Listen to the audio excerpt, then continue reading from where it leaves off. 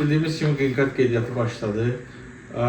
Mən bir list hazırladım. Kiçik bir list, hansı ki yadımda qalan suallardan, cavablanmağa vaxt olmayan suallardan list hazırlamışam ki inboxa gələn mesajlara bir cavab yazmaqdansa bir video çəkmək daha yaxşıdır və qısa video çəkməyə çalışacağım. İlk sual attestatla bağlıdır. Attestat məcburidirmi deyə sual verirlər və ya attestatı olmayan insanlar nə etməlidir? Attestat olmayan insanlar, attestat varsa problem yoxdur, qeydiyyata başvura bilərsiniz və subay insanları birinci deyirəm. Əgər attestatın yoxdursa, sənin 11 illik təhsilini bitirdiyin barədə sənəd lazımdır. Hansı ki, bunu məsələn, deyək ki, 9-cu sinifdən çıxıb hansısa kollecə, texnikuma qəbul olunmusan, bunun üçün sən artıq Təhsil Nazirinə müraciət edib tam orta məktəbi bitirməyin barədə arayış tələb eləməlisən. Onlar bunu təşkil edirlər. Həmin arayışı götürürsünüz səfirliyə. Və ya Green Card'a başvurmazdan əvvəl bunları düşünün. Əgər yoxunuzsa boş yerə başvurmayın. Əgər attestat varsa problem yoxdur. Və ya attestat universitetdə olur. Yəni bizim Azərbaycanda universitetlər bilmirəm indi necədir. Diplomu verəndə attestatı qaytarmırlar. Amma əslində qaytarmalıdırlar. Götürə bilərsiniz. Attestatı heç bir şəkildə saxlaya bilməzlər. Sonra şəkil çəkmək. Şəkil çəkmək barədə bir dənə də video çəkəcəm sizin üçün. Ekrandan göstərəcəm. Şəkil professional aparatla çəkmək istəyən var, nə bilim fotostudiyaya getmək istəyən var, fərqi yoxdur. Mən özüm evdə çəkdiyim şəkillə qalib olmuşam.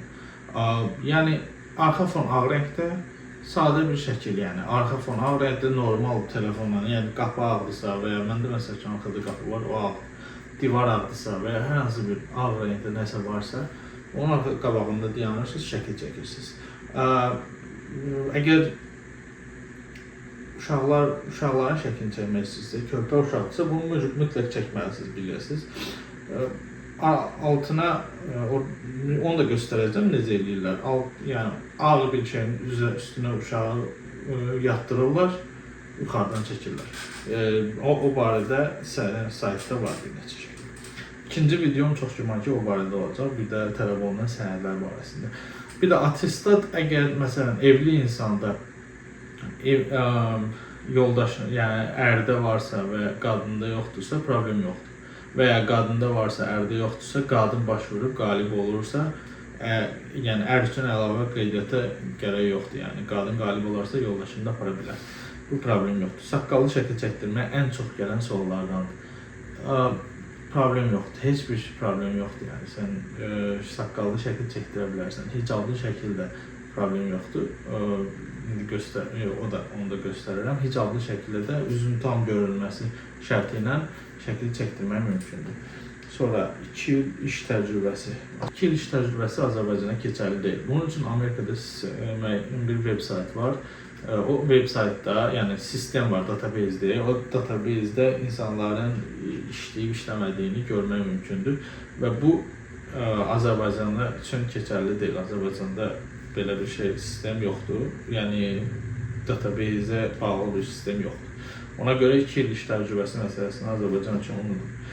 Uşaqlara pasport. Ümumiyyətlə, pasport məsələsi bu il mən qarşıma çıxmadı. Məncə aradan qaldırırlar pasport məsələsini. Ona görə nə böyüklərə, nə kiçiklərə pasport tələb olunur deyə bir şey görmədim. İndicə oxumuşam, arxada heç açıq elə səhifədə elə bir şey görmədim. Uşaqların şəklini dedim, uşaqlara pasport, adres. Ən çox suallardan da biri adres məsələsi. Zaten ən çox olan sualları yazmışam, adres məsələsidir. Adres məsələsi bu sizin yaşayış adresiniz də ola bilər. Hər hansı bir yerdə ola bilər. Bunun fərqi yoxdur. Orada yazılıb ki, mailing address. Yəni, sən əgər biz sənə məktub göndəririksə, sənəd göndəririksə, bu Azərbaycan üçün o qədər vacib bir şey deyil, başdan deyim. Sənəd göndəririksə, sən hansı adresdə olacaqsan, yəni sənədi ala bilərsən. İstədiyin ünvanı yaza bilərsən. Yəni, sənə məktub göndərsələr, çata biləcək istənilən ünvanı yaza bilərsən. Heç bir fərqi yoxdur. Amerika standartlarına uyğun yaz, yəni nömrə əvvəldən gəl küçə, sonra şəhər, sonra əgər apartman ev nömrəsi varsa küçənin sonunda, sonra şəhər, sonra ştat, sonra ölkə, zip kod ölkə. Zip kod yəni poçt indeksi, az 10.00 məsəl üçün. Adres, e-mail və heç kim e-maila ya da ki maila, mail hansıdır? Məktubdur.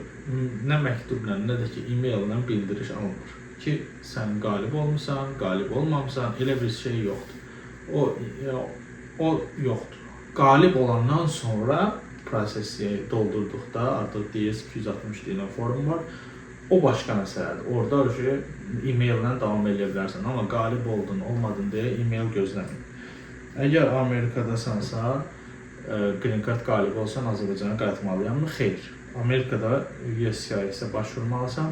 USCIS sənin üçün Green Card-ı, yəni Azərbaycandakılardan da tez bir şəkildə verir.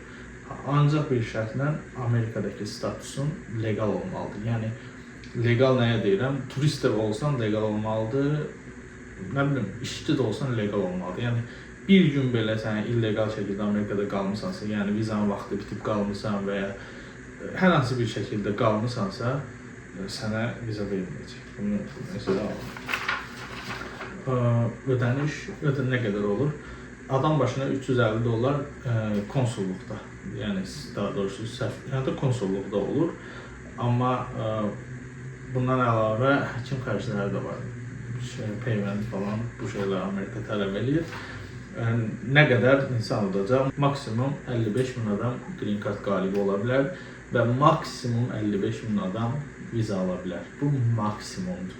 Yəni qalib olub viza almamaq ehtimalı da var. Çox sağ olun.